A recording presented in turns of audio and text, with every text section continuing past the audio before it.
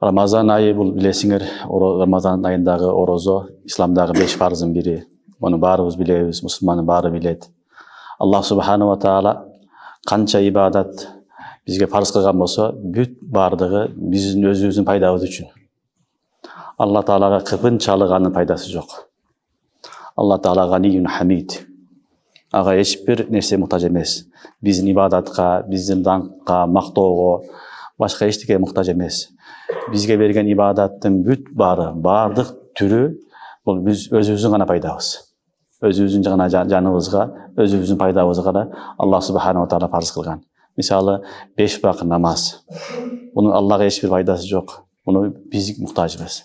5 вакыт намаз аркылуу Аллах субханала таала өзүгө жакындатат, күнөөбүздү кечирет, башка толтура фазилеттери бар. Ошондой эле дагы бир чоң ибадат, мына ошонун астында турабыз, бул Рамазан айындагы орозо. Рамазан айы. Рамазан айы бул баягы айлардын эң султаны болгон, эң ыйык, эң берекелүү ай. Рамазан айын Аллах субханала таала Кур'ан-ы Каримде тариф кылганда шахр Рамазан аллази унзила фихил Кур'ан деген.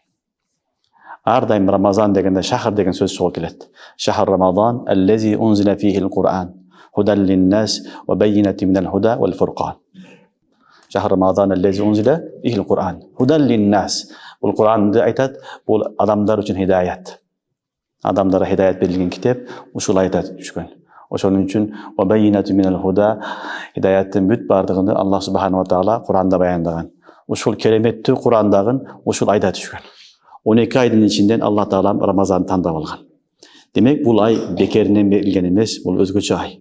Ошон үчүн бул айды Аллахтын айы деп айтылат. Шахруллах, Аллахтын айы. Эмне үчүн? Себеби ушул айда биз өзүбүздү тарбиялап, өзүбүздү оңдоп, түзөтүп Аллага жакындайбыз. Ошон үчүн Аллах субханала таала бул айды бизге берген. Ушул айга алхамдулилла, Алла таалам товфик берсе бир жумадан кетип барабыз. Алла таалам көптөгөн орозолорго тутуштуу кармашылык Алла насип кылсын.